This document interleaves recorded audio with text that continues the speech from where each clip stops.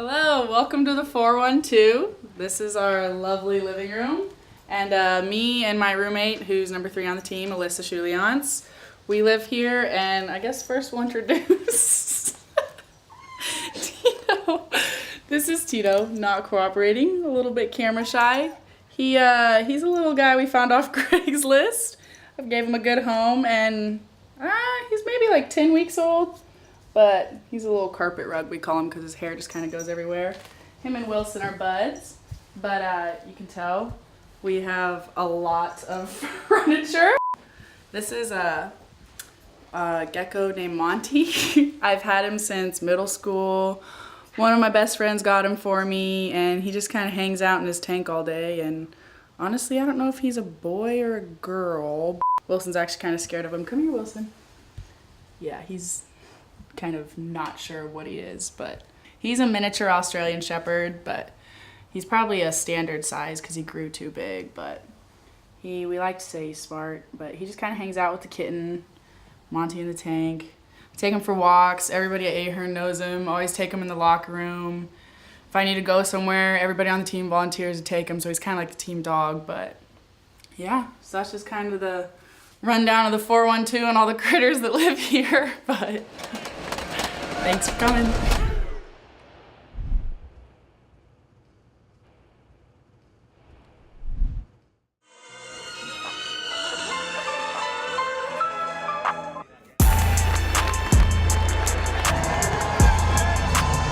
Since I'm a redshirt, I've been able to go to 3 football games, and then this is my first ever basketball event here.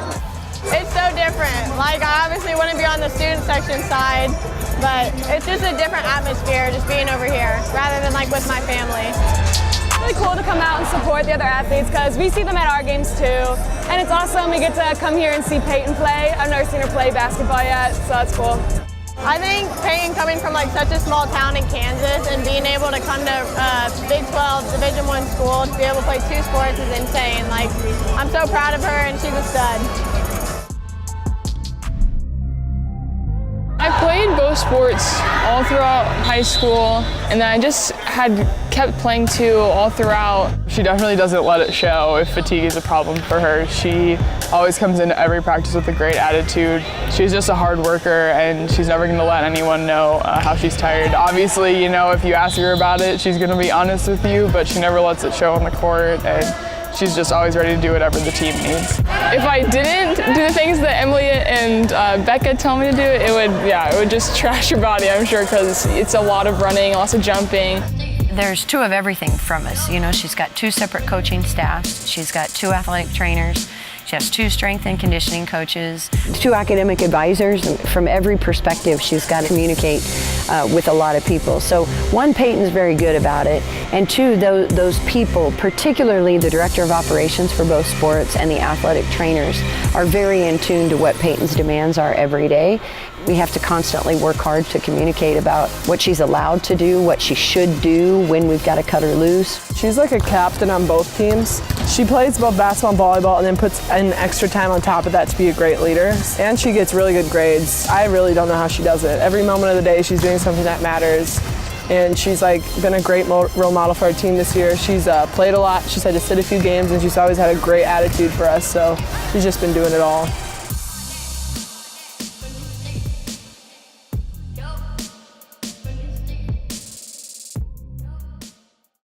We need everyone to buy in more and have that energy and excitement and love for the game like we had earlier this season. And I think everyone really bought in. Everyone kind of just stepped up their intensity and their commitment to the game, and it showed. I loved watching them play last night. Felt like a genuine team effort. Because sometimes you just want to get out of their way and let them go, and I felt like last night was one of those times. Haney does 100 little things that make her a good player. I kind of started off the match a little bit nervous, trying to feel out the other team. Then as the match kind of got going, I felt like I started to kind of produce more and kind of be more of an asset for our team. She's savvy, she's smart, she's creative.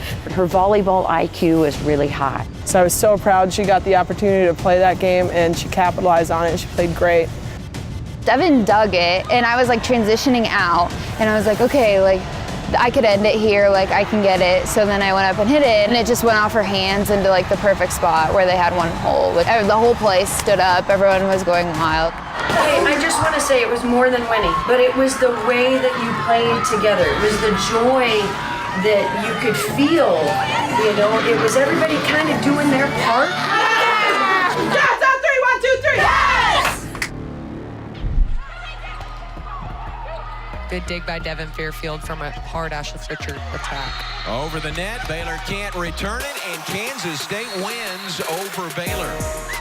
Kansas State with a second straight top 25 victory.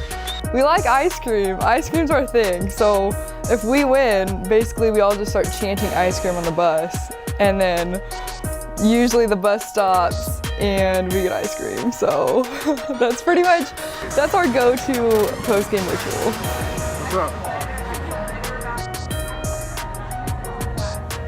We're here at Brahms. We just won. How does it feel, Cats? Amazing. Yes. How do we celebrate? Ice cream. Ice cream. Bye, guys.